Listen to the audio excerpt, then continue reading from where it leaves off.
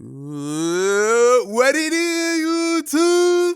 It's your boy DC coming back with another bullseye of a tutorial here today on the channel. I wanted to go over a dope channel strip that I love using to get that smooth mainstream vocal sound. It's going to be the Avalon 737. So if y'all do like this video, don't forget to like, comment, and subscribe. Drop more suggestions down below. Here we go. We're gonna listen to a song I recently mixed for a really dope artist. His name is Weed King. Okay, so let's get to playing it right now, and we're gonna check how we like to use the Avalon 737. Let's go.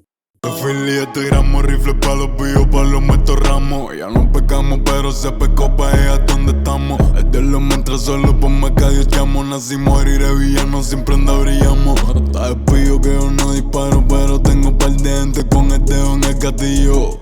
En la calle grillo y así es sencillo. Es que se meten en el medio los martillos.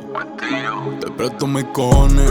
Si los tuyos no te los ponen, no bateo honrones, pero ustedes los bateo con cojones. En nombre de los muertos prendiendo unos blones. Llevamos tiempo en esto y ahora estamos como se supone. Muchos en la buena, pocos en la mala. Esperando que disparen a ver si me dan. Affiliate. All right, so if you guys do want to see me do like a full mix breakdown of that, it's a really dope song. I love how like the ad-libs was and everything. Let me know down below in the comments. This is kind of like a Anuel, Ladio Carrion type of Spanish, type of vocal. It's really dope. I feel like I be snapping on them Spanish vocals, probably because I grew up with a lot of Spanish people. But yeah, that's something dope, different. If y'all want, let me know. I'll do a full mix breakdown. Okay, so cool. The Avalon 737. The first thing I think about when I think of an Avalon 737 is that tone. How to understand tone as an engineer, right? When I think of the Avalon 737, I'm thinking of 50 Cent. 50 Cent, he had this vocal tone, right? Where you knew he was a stepper. Where you knew he wasn't capping about what he was rapping about. He had this smooth play in the fuzz, he had a really smooth tone, and a part of that, what made his lyrics so believable is also, the tone of the channel strip. He used to use the Avalon 737. I know for sure 50 Cent used to use that. So, what gives it that discreet, smooth, creamy, Haagen-Dazs, Sundae ice cream, vanilla scoop type of vocal tone is the components inside of it. So, it has those triode tubes, right? And, like always kind of understanding what is under the hood of the Ferrari. Do it got a V7 engine, a V6 or whatever? What type of tires it got on it? What type of spoiler it got on it? Trying to understand what is under the hood of the car is going to help you whip it better when you're trying to drive your plugins, or you're trying to drive your vocal to sound what what you want it to be like at the finish line. You feel me? Understanding what's the steering wheel. Okay, is it stick? Is it automatic? Was it clutch? You feel me? Understanding your plugins, what's under the hood, is going to help you become a better engineer and do less work. So it has the triode tubes, and we know that triode tubes in that 737, it gives it that full low mid warmth, right? And I want to give also a shout out to the Avalon 2055. Somebody got to do a emulation of this, but this is like a mastering EQ, and this is really dope, bro. That mastering EQ has this really nice, beautiful brightness that a lot of people use a lot, and there is no plugin of it, that Avalon 2055. So somebody got to make a plugin out of that. All right, so how did I use it on his vocal? Usually with the Avalon 737, you can put it like when you record on UAD and stuff like that, but I much prefer to use it after the fact. And usually I'm listening to the rapper's vocal tone. You hear how he's got a very smooth, his vocal tone is already smooth, player, pimp. So I'm trying to play into his strengths. Sometimes I don't try to play into the rapper's strengths. You feel me? So listen to how his voice is already smooth. It already got that swag, and I'm putting a little bit of marinade on it.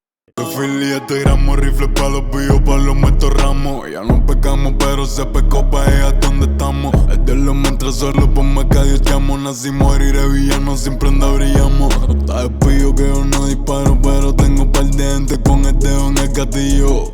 En la calle grillo y así es sencillo. Es que se meten en el medio los martillos. So it's just a very basic channel strip. I'm using it after the fact. I'm just dipping out a little bit of the low mids inside of his vocal and pushing a little bit of that air band 20K and up, and this is kind of like before it even hits the vocal chain. So it's like really a situation where I'm just kind of, putting a little bit of lemon, you feel me? A little bit of pepper, just doing like a pre-marinade on the vocal before it hits the rest of the chain, which is the oven and shit like that. But it's very interesting.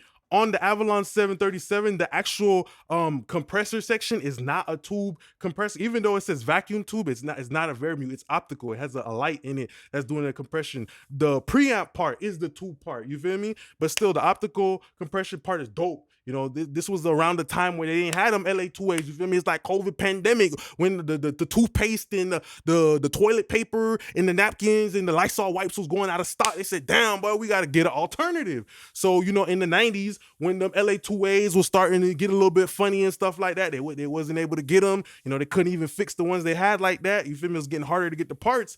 Okay, that's where you see the birth of the CL1B. That's where you see the birth of the Avalon 737 as a alternative to people not having that. So this is an optical compressor, but it's better than the LA2A because you have the variable attack and release, where LA2A, LA3A, it don't really let you change the attack and release. Like how quickly is the compressor grabbing the vocal? You feel me? Is it letting a lot of the transients come through or not? And how quickly is it letting go of it? And also, which is really dope, is the ratio.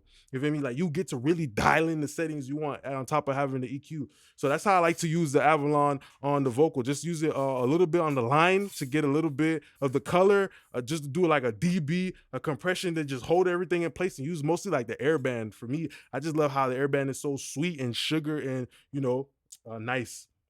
So then another trick that I like to use the Avalon 737 on is to get a little bit of that crumply, you know, kind of texture that I was looking for in his vocal. So I like to use it on parallel. I'll put it on mic, right, which will change the gain staging, you know, because now it's like, it's thinking that the microphone, you feel me, type shit like that, but the vocal's already recorded. You get what I'm saying? So I put it on mic, right, to distort the mic preamp, and I blend that in on parallel, and I only push it in like a little bit, like 20 dBs, just to get a little bit of a blowed up crunch sound. So let me show you what I'm talking about. Philly, este gramo, rifle pa' los billos, pa' los meto ramos. Ya no pecamos, pero se pecó pa' ella donde estamos. El diablo me entra solo por más que Dios llamo. Nacimos herir de villanos, siempre anda brillamos. Está despillo que yo no disparo, pero tengo par de gente con el dedo en el gatillo. En la calle grillo y así es sencillo. Es que se meten en el medio los martillos. Te presto mis cojones.